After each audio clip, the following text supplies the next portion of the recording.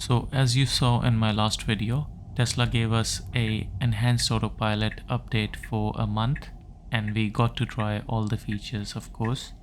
And out of those features, the parking feature is one of the features that I was most excited about. And truth be told, this was the most disappointing feature of them all. And the fact that I had tried Mercedes Autopilot and auto parking feature just a week prior to getting this enhanced autopilot from Tesla didn't help Tesla's case when it comes to parking.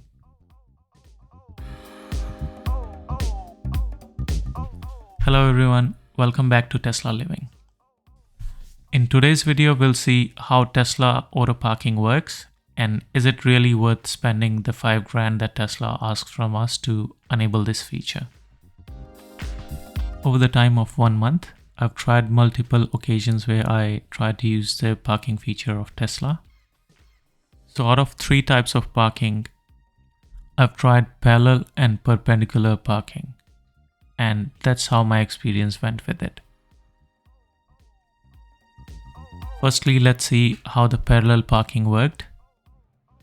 As you can see in this video, although I was able to complete the parking, but the time it takes to do the parking maneuver is quite a lot more than what I expected from Tesla. Although it's cool that the car's doing all the work, but if you're in a rush, or if you have someone just behind you, it might be a good idea to do the parking yourself. And this example of parallel parking is one of the better ones that I was able to record. As I had occasions when the car just stood there for at least 30 seconds, didn't move even an inch, and there were people behind me, so they might be thinking that buying a Tesla doesn't give the driver driving or parking skills. Or it could be just my embarrassment talking to me.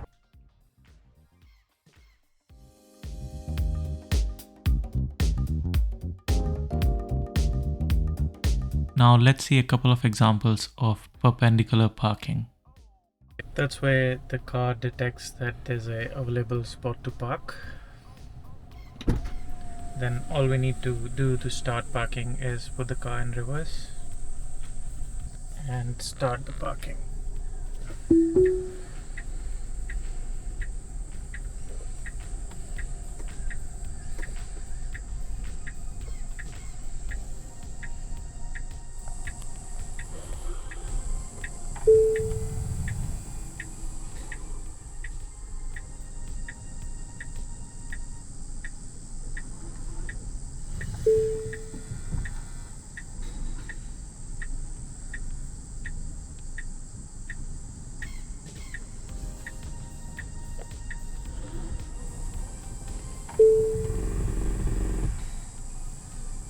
And this is what I'm saying in my parking review, that although the car does park, but it takes a bit more time than what you usually would.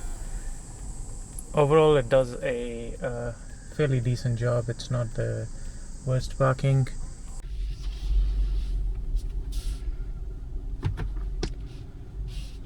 Let's assume we are driving in a car park and we want to use the automatic car parking feature. So to enable it, you click on it, you have to shift to reverse, and then we have to click start. And the car starts to move on its own. It's very close to that edge, as you can see.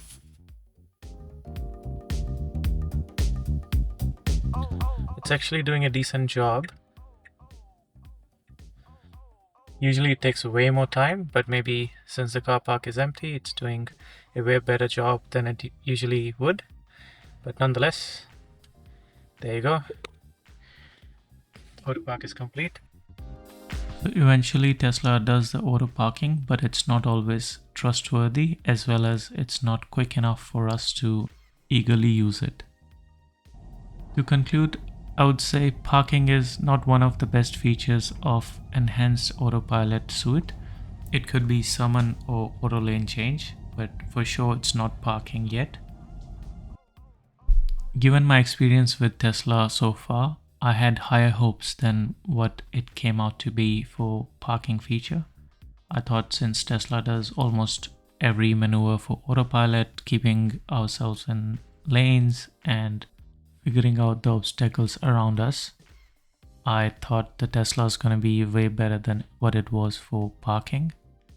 And it could be, as I said earlier, it could be that I had an experience with a Mercedes earlier this month, which led me to see how quick and easy the parking automation could be. And although Tesla is not there yet, but I still hope sometimes in the future they can use the data that they have collected during this free 30-day trial in Australia can be used to make the parking feature better. Thanks a lot for watching the video. Please do subscribe to the channel if you haven't already, and I'll see you in the next one. Also, please do let me know in comments if you had a better experience with Tesla parking than what I did, or if you have any tips or tricks of how I could have improved the parking feature. Thanks again. Until next time.